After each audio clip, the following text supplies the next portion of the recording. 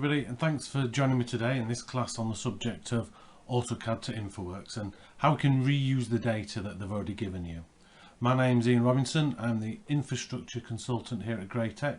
I'm based here in the UK, but our international delegates, you'll still be able to use all the principles in this class, as there's very little difference between the nations when it comes to data and AutoCAD drawings. So Graitec are a market-leading multinational company that provide customers with all the tools, training and consultancy to design, simulate, fabricate and manage construction and manufacturing projects. We provide all the necessary tools and knowledge to ensure BIM compliance. This presentation is aimed at the Graitec design stage of BIM for the civil engineer who's starting on a housing project, where the most common starting point is a 2D AutoCAD plan received from the architect. Very quickly we can generate full 3D models and begin the true BIM process. So the architects do some brilliant stuff in say Revit. You get some fabulous buildings in Revit, and then the planners, all they really want is a kind of site layout, and what is it you get? A 2D architectural plan. So what does the client want? Well, they often want a beautiful 3D rendered model of the site, and they want it faster than last time. You've got less resources than you had 2 years ago. So in this session I'm going to show you how to extract the data from a 2D architectural plan and use it to generate the 3D model at the start of the project, and from this vantage point the engineering can begin.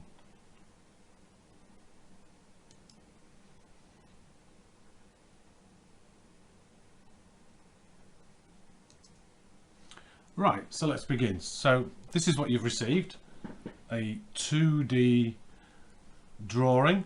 It's just in plain old boring AutoCAD. I am using the full version though, not LT.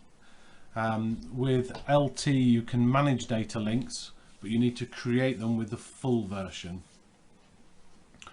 And of course the full version is built into Civil 3D, Map 3D and of course AutoCAD as well. Excuse me. So yeah, we've just got a base plan, and what we want to do is get as much information out of this as possible, and then we can use that later on, and we've got all the tools to do that in AutoCAD Map 3D and above. So AutoCAD Map 3D and AutoCAD Civil 3D, because we can export these as a shape file or an SQLite file or a spatial file that can be read by any spatial database. Now of course, if you are a AutoCAD user, you can use AutoCAD Map 3D. You don't have to download AutoCAD, just download the right version. AutoCAD Map 3D gives you everything that you get in AutoCAD, plus this ability to do the export shape files and import shape files and spatial databases. Now once I've got this drawing, sometimes I get it in millimeters, so I've converted it. I just dropped it into a meters drawing and it automatically scales it and what have you, and then I check the coordinates. The coordinates look about right. Probably the best thing to do here is we can do some kind of constraint checking at this point as well. So if we were to pop it into Civil 3D, which I've done here, literally just use the insert command. In the new 2020 version you get this new insert palette, and you can see I've just literally dropped the drawing in, the whole drawing in. And then all I've done is I've frozen off all the layers that are not relevant and just left me with the layers that are suitable, that I can use that information of. We can just double check it's in the right place. So if I turn the aerial map on, there it is. So that's the field we're going to develop, somewhere in the middle of England. Okay, so we're going to put the housing estate on there. So let's just have a look at things like constraint checking. So you'll see later on that I'll be doing a presentation on digital data and how you can understand first of all digital data, and where we can get more information from the Environment Agency and DEFRA and all this sort of stuff. And with Civil 3D and Map 3D you've got this task pane.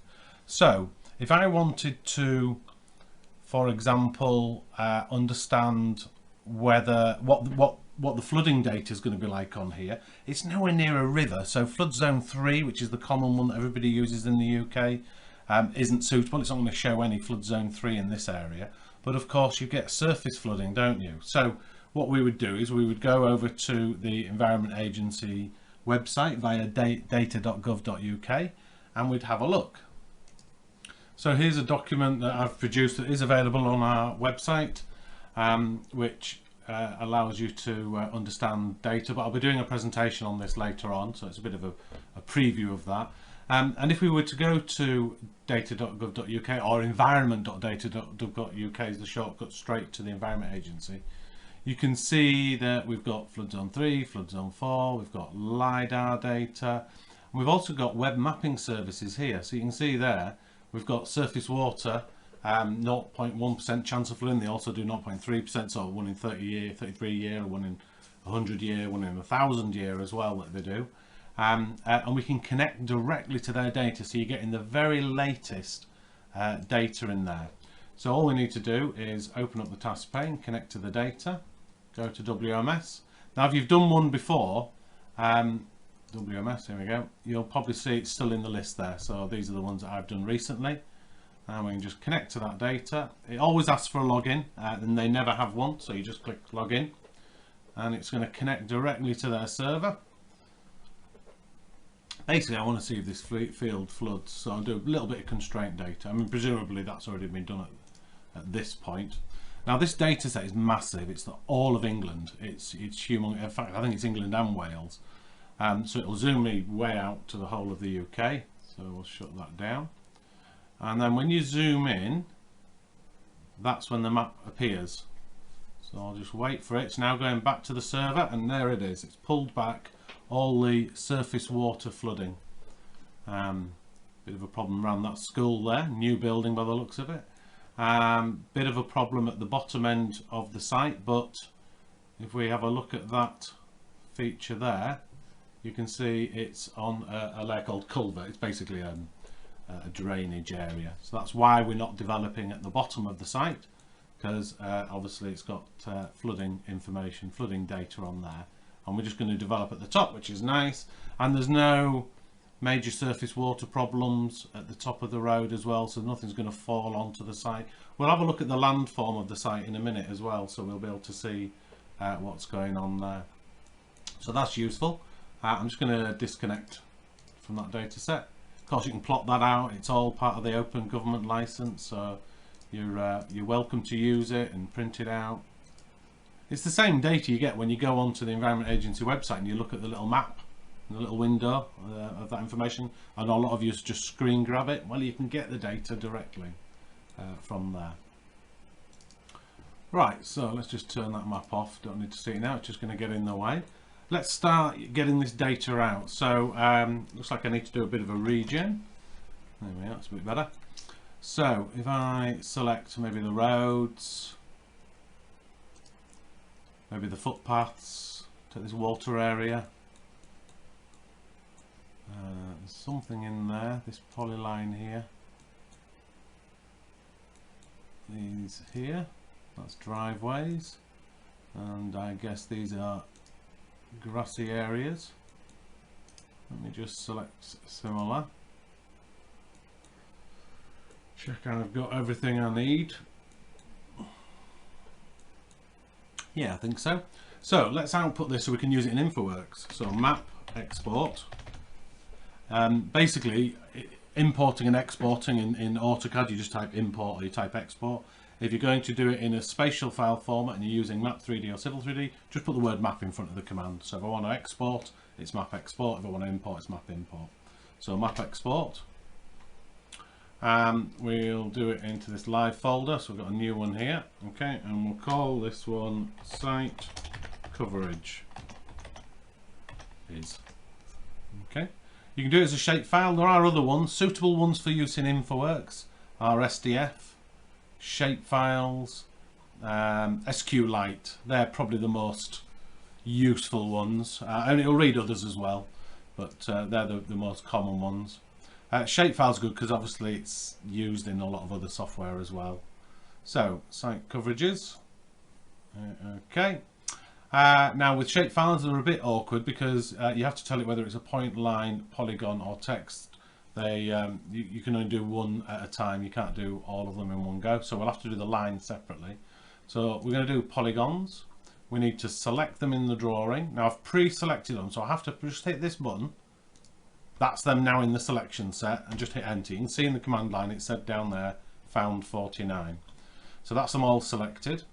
We need to add some data on there, so when we read it into InfoWorks it understands what a footpath is and what a garden is, etc, etc. So I'll just add in the attributes and just pick the layer name.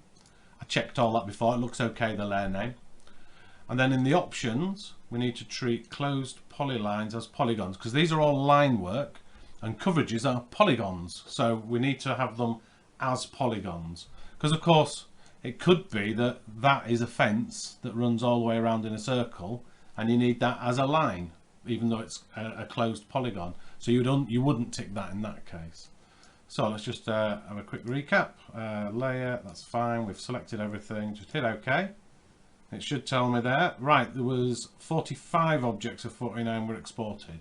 So there was a few objects in there that were not closed polylines, or there was something wrong with the geometry and it wouldn't let me do it, wouldn't let me export it. So we'll not worry about that at this stage, we can check it afterwards if we want to. Okay, so that is all of the coverage areas. The site boundary will be useful as well, and that will become clear later on. So if I do the same thing again, map export, okay, and we'll call this one site boundary, okay, and this is going to be a polygon as well, and this will be useful to set the levels of the site. This is obviously only useful when you've got a single level. You just want to flatten it for the model, for the purpose of the model, and then you do the engineering and get all your levels out of it. It is on a slope, this site, so the engineering side will come afterwards.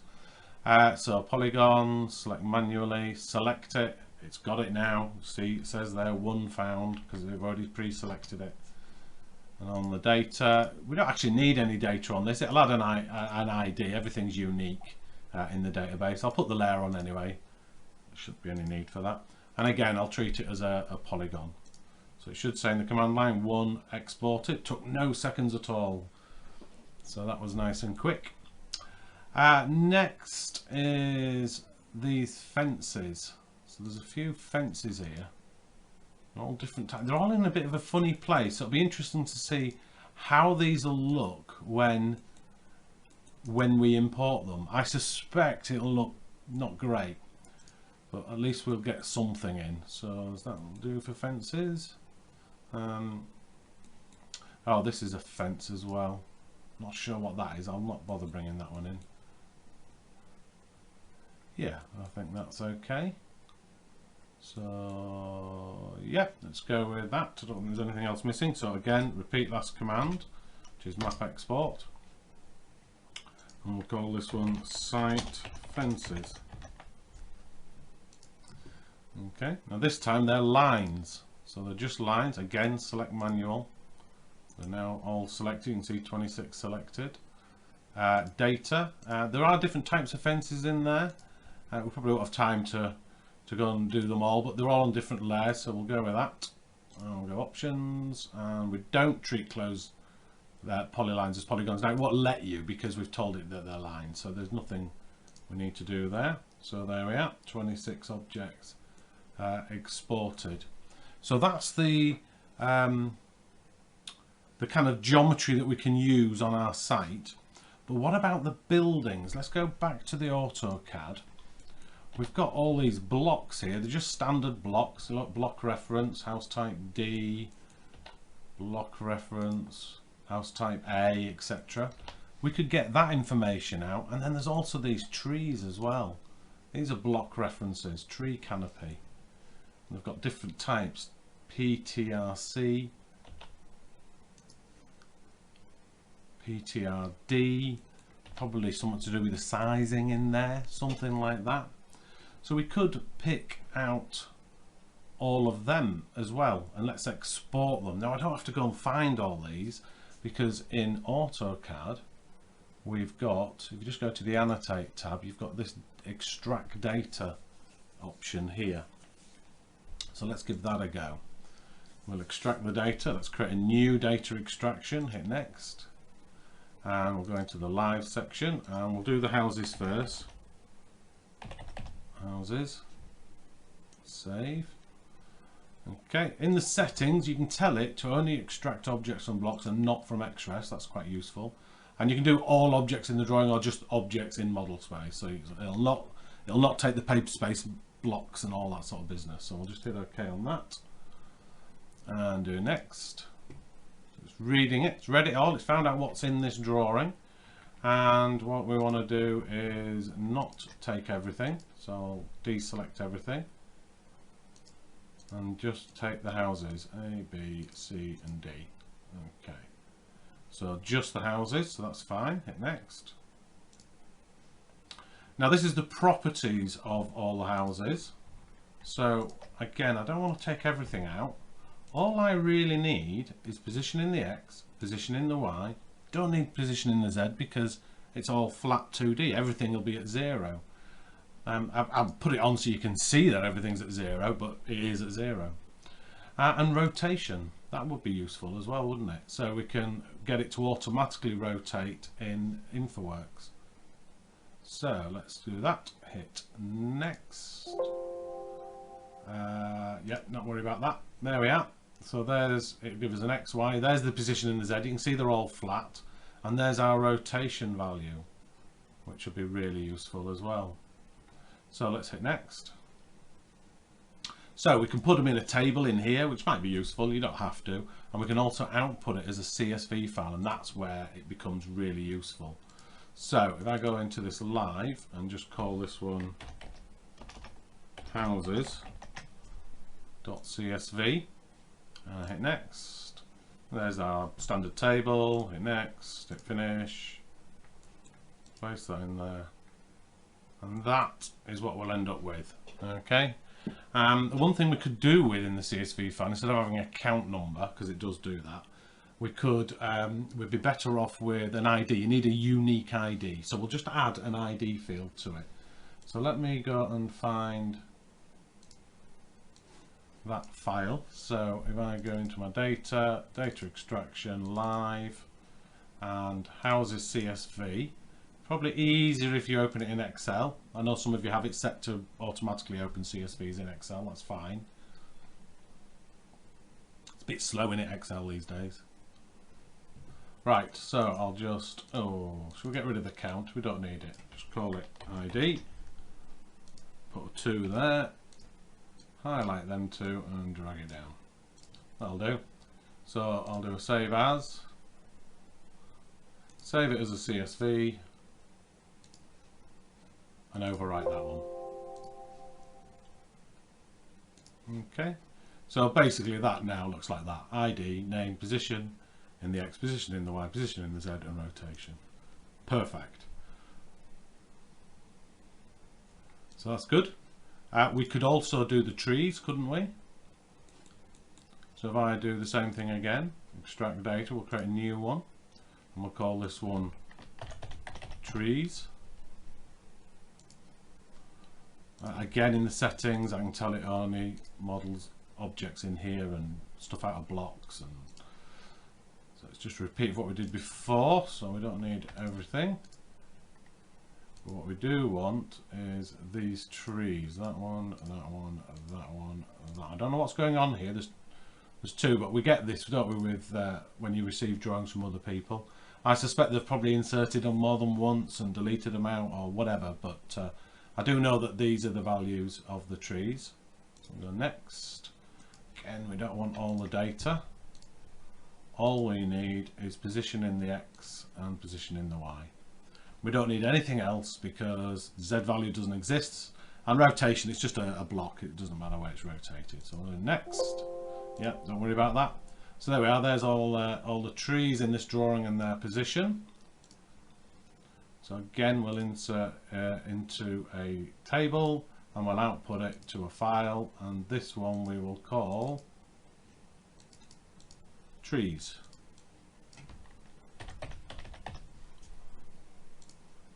Okay, next, finish. Now we'll just plonk that one next to this one. And there's all our trees. So let's do the same with the data.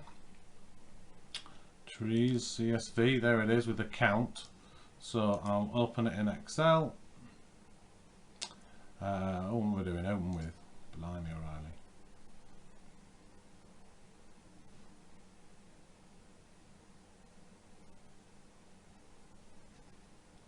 Call it ID, change that to 2, highlight the 2 and drag it down, and then I'll do a save as.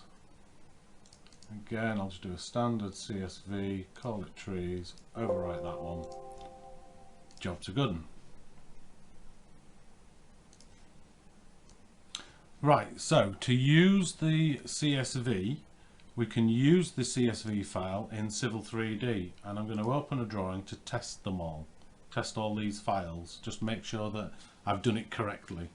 So to bring a CSV file into a database, you're best using ODBC. So if you just hit the Windows key, type ODBC, and then we'll create some new ones. They are CSV, finish. We'll give it a name, I'll call it site trees. I'm not using this directory, they're not on that file, so they're on the H drive. So they will be in my work folder, house builders, data extraction live. So it's that folder there. Okay, so there's the two ones there. Did I yeah, I made that one capital and that one not. No, well, at least you know it's the right folder. Hit OK. In the options, we just need to tell it it's a CSV file. We also need to define one or two things as well. So I'm happy with CSV. We now need to define the format, and there's the two tables that are in there. So we'll pick houses. They have column headers, and we're going to guess what each column is. So you hit the guess key. So it's read all the columns, and it guesses that the ID is an integer and the name is a character, and that makes sense. Position, X position, Y is floating with decimals, and rotation is floating as well. So I'm happy with all that. That looks pretty good. So okay with that. And with the trees, we'll do the same thing. Column header, CSV, guess, just double check integers, characters, and floating. Hit OK. Don't worry about that if you get failed to save the attributes. It will have done it. If I was to go back into define format, you see it's already done it. So it has remembered it. So we're OK with that.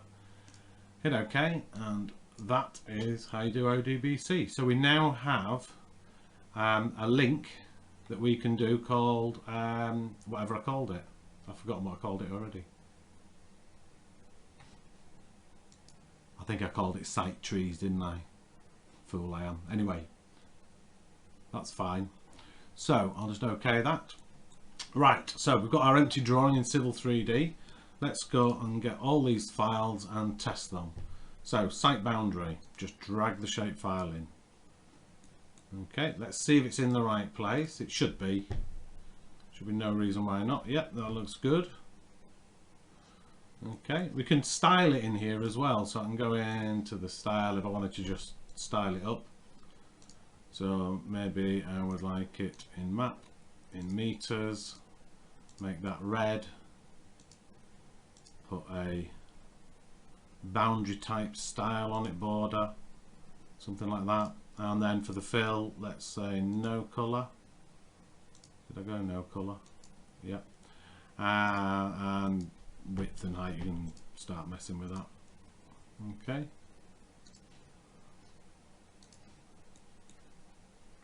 Okay, there's my boundary line.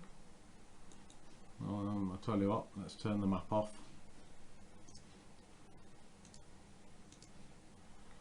Okay, didn't like that style, I'll go solid.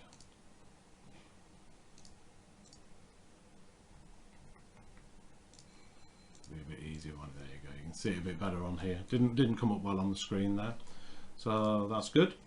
What else did we do? We then did our site coverages. So let's just drop them in. Great, that's looking good so far. Again, you can style them up if you want to. You can use theme rules now and check that all the layers have been set. So let's just go with we'll just pick a load of colours for now. There we go. Looking good. And of course you can say, look, I'll make the drives kind of dark grey. I'll make the grass area, oh, it is green already, happy with that. I'll make the footpath a slightly lighter grey. Private drive, again, we'll make that grey.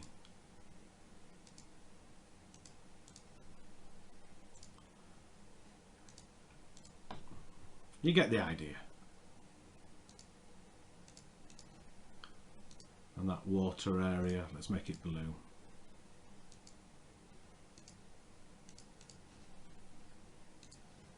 So that works quite nicely. We can utilize that data that we've taken out the LT, and we can put it in InfoWorks or Esri or any spatial thing.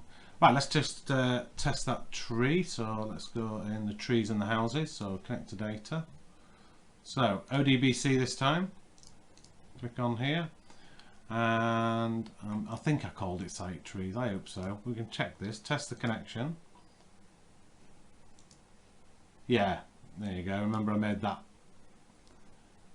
capital and the other one not. So okay, so pick an ID field. Pick the X category, pick the Y category, don't worry about the Z. X and Y. So there's our trees and our houses. Connect. Let's put them on. We do need to set the coordinates because it's just a CSV file, so it's got not a clue what coordinates it's on. So I'll just pick OSGB. This drawing might be on the old one actually, so I'll pick the old one. Okay, we'll add them both in, add them to the map. And at this stage we should just have dots, which we have. So that's where all the trees are, and these ones will be where the buildings are. And again, you can style them up if you fancy it. So for example, I'll style out the trees. We could change the symbol. You're not necessarily, if you've used Map before, you don't necessarily have to stick with these ones. You can load in from any AutoCAD. So if I go and go to my 2D blocks, trees and shrubs, you can pick anything in there. So let's just pick the standard tree 8 one that's in the civil drawing. We'll go map, we'll go meters, we'll make it green,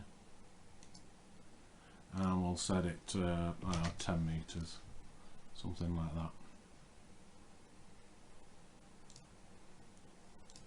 And there's your trees. Jolly good. We could do by size as well. We could change the size depending on the size of the tree. Houses, we could do with this by house type if you wanted. So the house A to D, all on that name. And we could also set it again to map meters. Let's make them square.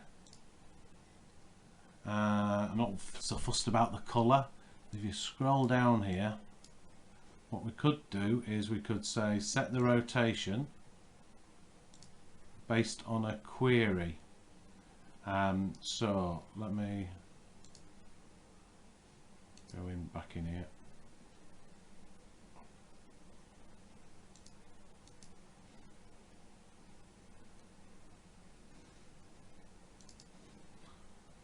So we can base it on a query. So let's get that edit expression. So rather than it saying that, we can say rotation. So it's going to take the rotation of the object. Okay. We're in meters. We're in map. Let's change it to return aspect ratio off, and let's go width 10, 10, and then the height, I don't know,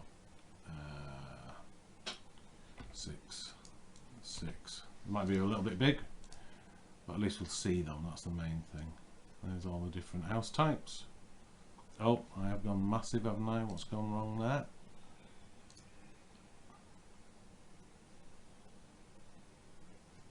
Map meters 10, 10, 6, 6.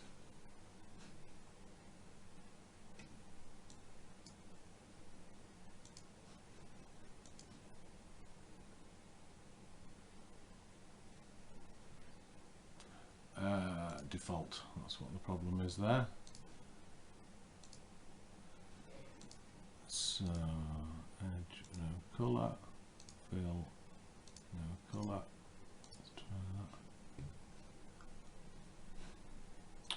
I'm a fool, aren't I? I did line thickness. Do you see that? See me do that? It's rotation. I must have just not been looking. That's what I want to do, rotation by rotation. Easy done when you're doing these things live. There we are, that's better. So there's all our buildings and they are rotated into the correct orientation. Perfect. So we're ready to rock and roll now. So what we want to do is we're going to basically, that wants to go into InfoWorks. So let's open up InfoWorks. A lot of you have never used InfoWorks before. We're going to start effectively with nothing. So what we can do is we can use the model builder to build up our site. Now, rather than me having to go and find it, what I could also do is extract in AutoCAD Map 3D or Civil 3D the big boundary. Just draw a rectangle around the whole site, much bigger than what you need, and then extract that as a shape file, which I've done before, because if I see these here, what I can do is I can import that shape file. You just need to put the shape file in the projection file, and what it'll do is it'll tell me where that is, and there it is. Yay! If I change that to aerial, our site's in the middle of this square. There's our site, and there's a larger site. So we're going to get the data for this whole area, and all you do is you give the model a name and create the model, and it goes off and it downloads all the data. It gets roads and buildings from OpenStreetMap, it gets imagery from Bing Map Server, and it gets the levels from the USGS server. So again, the data cheat sheet that I've produced that will be online shortly has all that information in there where that data's got from.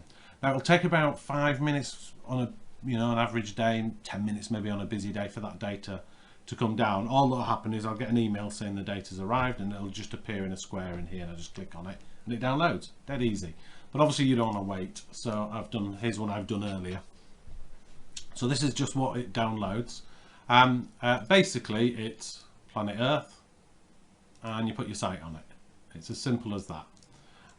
So in here you can see there's a bit of landform there, so you can see there is a hill there, and if we went to our site, which is this area here, you can see it's not exactly flat as well.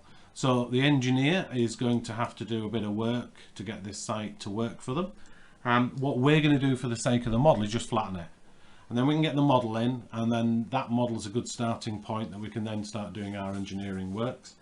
But of course you'll still do your engineering works in Civil 3D, and once you've finished in Civil you can then import that into here, and what you'll have then is an engineered model that you can share, and you can share it online with shared views. You can give somebody a web address and they can view this model on the internet just using Internet Explorer or the equivalent. Okay, so let's start chucking our data at it. So let's start with the site boundary. So if I go data extraction live and find the site boundary shapefile, drag and drop it in. You just need to tell it what type of data it is. So we'll just tell it it's a coverage area. We'll leave it empty. It's on the British National Grid. We're going to drape it on the surface. We don't need to click to model extents. There's nothing we need to do here. Just close and refresh, and you should have a coverage appear on here. Oh, I think I've locked them. Hang on. Yeah, let me unlock the coverages. There it is.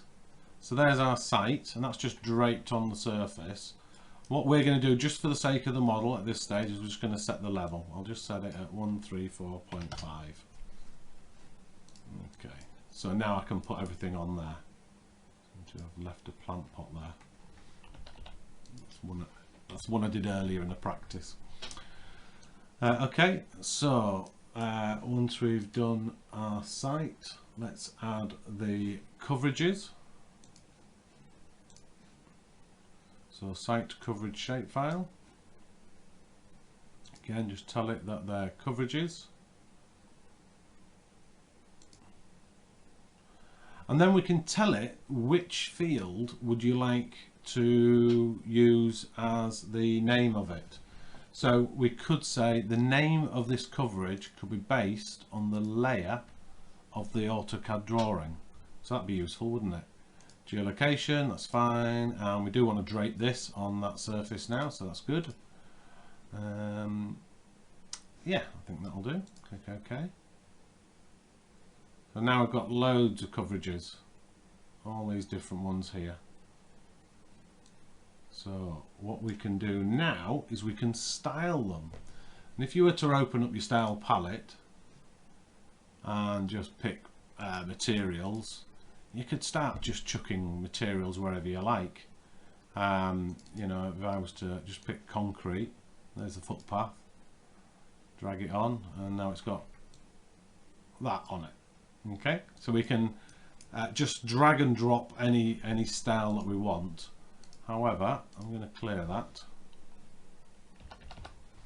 because you can use style rules, and we can see here on coverages I've already got some. So basically, if the name is drives, then place it on that layer. So I'll see if I can find one. That's a drive there. So let's have a look at what the name is.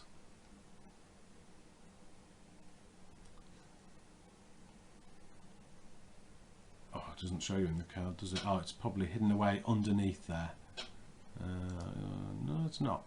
No, it's not. We'll go into properties. A drives. There we are. Okay. So basically, you can just simply create these rules. And they're very simple to create. You just create one, give it a name. I'll call this one culvert, because that's what they called it. And in here you can just add a query and say if the name equals, and if we go and select the property, because you've got to write the next bit exactly as it is in the database, so I'd have to go name, I can see them all there. And if I spelt it wrong or didn't put the underscore in or left a space afterwards, it just wouldn't work. And once you've created your query, you give it a material. So I could say go in our material, terrain. Oh, there was a water one, wasn't there? Water, make it water. And that's how you create the queries. And there's queries. You saw I had them preset. They were already in there. You can save and import and export these. So I can export them from here and then import it into a new model for next time. So essentially what you can do there is create a library, like you have a block library, you can have a style library for your InfoWorks models, and that can include all sorts of stuff. So I'll just delete that one. All I need to do is run the rules. It should style them up for me. Perfect.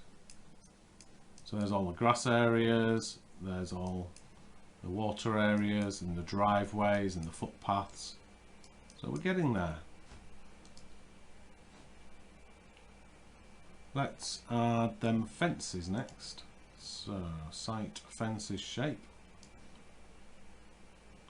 And we'll just go in, tell it that they're barriers. So any linear structure like fences or walls are barriers.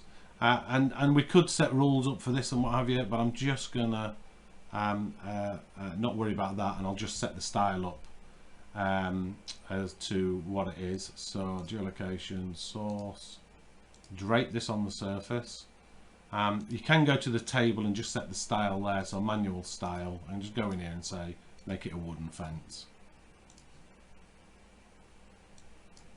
So the fences are coming in. A few gaps in them, isn't there? So maybe The AutoCAD drawing's not quite as good as you'd like, but hey, it's a start. Where you have got gaps and you just want to join them up, you can just pick them and just join them up. Job done. So you can tweak it as well. Next job is probably bring the trees in, shall we? Or yeah, let's do the buildings last. So let's drop them trees in. Now, when it comes to the trees, yes, this can read a CSV file, but I'll tell you what's a lot easier. In Civil, just right click trees, export as an SDF or an SQLite. Okay, so we're live, trees, SQLite, save. Do the same with the houses, right click and export to SQLite, live, houses, SQLite. So much easier, because I can just drag and drop that in now. So there's my trees SQLite, drag that in, tell it that they're trees, geolocation, drape these on the surface. I'm happy with that. I think we should set the name as well. No, rule style I think I did for the query on that. Rule style to the name. So if we go to our style rules, because it's just brought the trees in as they are, just standard trees. But if we go to tree rules, here's one I did earlier. There's all the tree rules. And it's brought the trees in based on that rule set. Nice. And buildings, let's do the buildings. So buildings, buildings, buildings. Houses SQLite. Now remember, these are just points. So the data itself is just a point. Now I can put them on the buildings, but I want to put buildings in later on in a wider scope. So let me just put the buildings in, but I'll put them this time as city furniture. And the name will be the name. Geolocation, that's fine. Source, drape.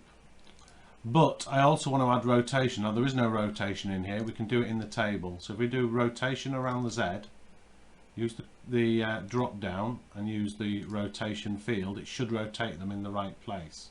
Close and refresh. So there's all the buildings. They look rotated. Yeah, you can see the eyes are in a different direction, which is good. All we need to do is add a style to it. And again, I've already created a style palette. If I go 3D models, buildings, residential, UK houses, these are all Revit models. And we've put the Revit models into InfoWorks, and if you need to know how to do that, get in touch. So I've got all the buildings pre-prepared and Revit models as a style. Just chuck it, just import that style, job done. So we'll go to style rules, and it'll be under city furniture. There they are. Run the rules, and there's all my buildings. Okay. Now sometimes when you create these, the architect obviously puts the foundations in, and what we need to do is lower them down a little bit. So one top tip, if you are creating a style of a architectural building where they are literally sat above the surface, just drop them down ½ meter when you create the style. You can offset them ½ meter when you generate the style, and then you won't have to do that to drop them down. Now the areas that I haven't exported, I could just fill them in, couldn't I? I could just go into my style palette, coverages. Oh no, let's go to materials, terrain, and we'll just do field grass. So I'll just drag that on there just to fill in the gaps. And then we can start putting additional stuff in. You know, maybe I want to draw some barriers, something like that,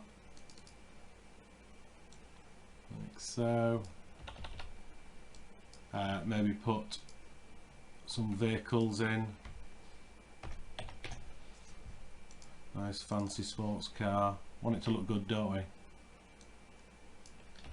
maybe some people. Oh, press the people. Let's have a friendly guy waving.